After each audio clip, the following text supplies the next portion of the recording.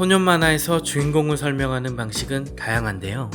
아무래도 그 출신과 비범함을 보여주기 위해서 등장하는 전형적인 클리셰가 있습니다.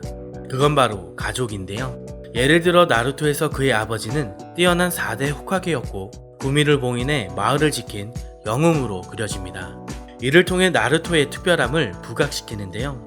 마찬가지로 원피스도 루피의 아버지와 할아버지를 등장시켜 루피의 특별함을 강조합니다.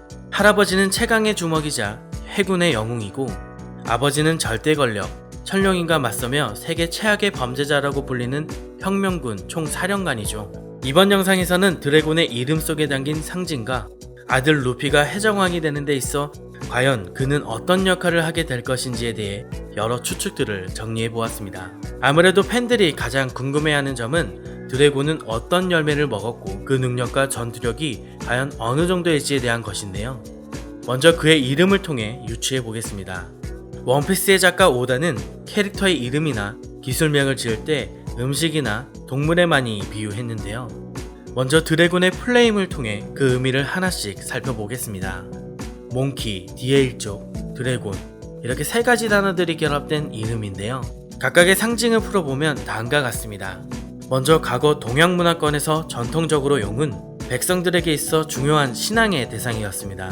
물을 지배한다고 알려져 농민과 어민에겐 신과도 같은 존재였는데요. 특히 마음대로 비를 내리거나 멈추게 할 수 있다고 해서 기후의 신으로 여겨졌습니다. 또한 용은 변화와 도전의 신으로도 해석되는데요. 몸의 크기가 변화무쌍하고 물고기, 파충류, 포유류, 식물, 사람에 이르기까지 다양하게 변신이 가능했습니다. 용은 짙은 안개와 비, 천둥과 번개를 동반하면서 이를 뚫고 장엄하게 비상하는 패기의 상징이기도 한데요. 작중에서 드래곤이 등장할 때마다 비, 바람, 번개가 동반한다는 점에서 충분히 모티브가 되었을 가능성이 높습니다. 최근 많은 주목을 받고 있는 추측은 썬더버드, 즉 천둥새가 모티브 되었다는 설인데요. 썬더버드라는 그 이름 그대로 우레와 번개 그리고 비를 다스리는 전설상의 거대한 개조를 뜻하고 눈을 깜빡일 때마다 천둥번개가 친다고 합니다. 또한 날개를 퍼덕일 때마다 비가 온다는 전설도 있고 천둥새 혹은 내신조 등으로 번역되었습니다. 북아메리카 원주민의 신화에서는 위대한 영의 화신, 부족을 지키는 수호신으로 인식되었고 무엇보다 인간으로 변해서 인간과 결혼할 수 있다는 얘기도 있습니다. 드래곤의 얼굴에 새겨진 문신 모양이 북아메리카 원주민 문신과 비슷한 점, 돌풍과 번개를 사용한다는 점 등을 볼 때 이 추측도 신빙성을 얻고 있습니다. 팬들 사이에서는 드래곤 혹은 천둥새로 변할 수 있으며 그가 먹은 열매는 동물계가 아닐까 많은 추측이 있었는데요. 개인적으로 저도 날씨보다는 이쪽이 더 멋지고 끌리는 것 같습니다.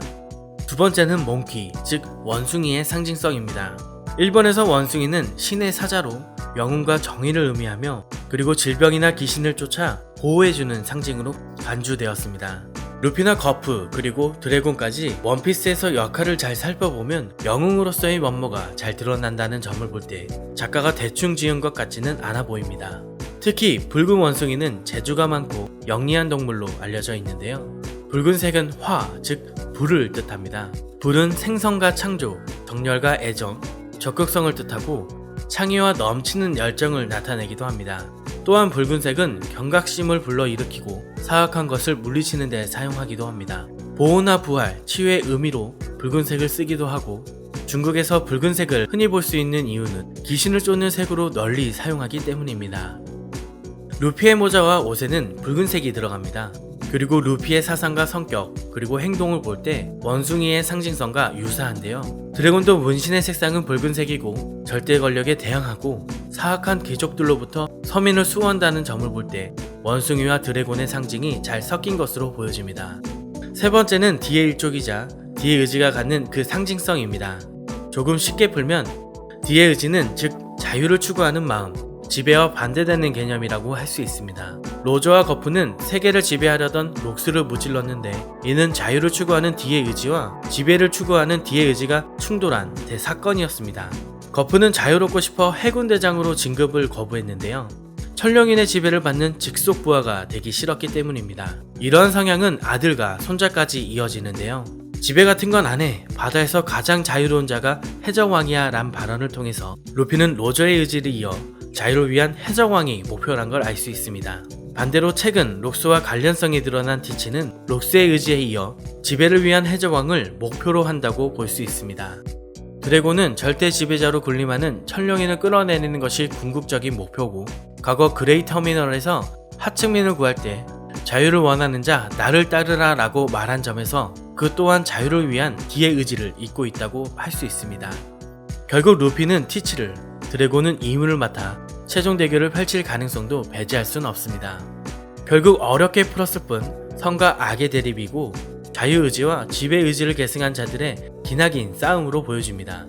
계승을 상징하는 매개체로 밀짚모저가 활용되고 라프텔에서 마주할 보물, 즉 원피스는 일반적으로 생각하는 금은보화의 개념이 아닌 의지를 계승한 자들의 기록일 가능성이 있습니다. 이와 함께 공백의 백령이라는 한 조각이 맞춰지면서 모두가 역사적 진실이라는 보물과 마주할 수 있다는 추측도 설득력이 있습니다. 오다 작가의 인터뷰에서 원피스는 지금까지의 여정이었다와 같은 어이없는 결말은 있을 수 없다고 말하며 팬들의 예측이 맞으면 새롭게 수정하는 방향으로 그린다고 얘기했었는데요. 과연 수많은 떡밥을 해결하며 작가와 독자 모두가 만족하는 결말을 지을 수 있을까요?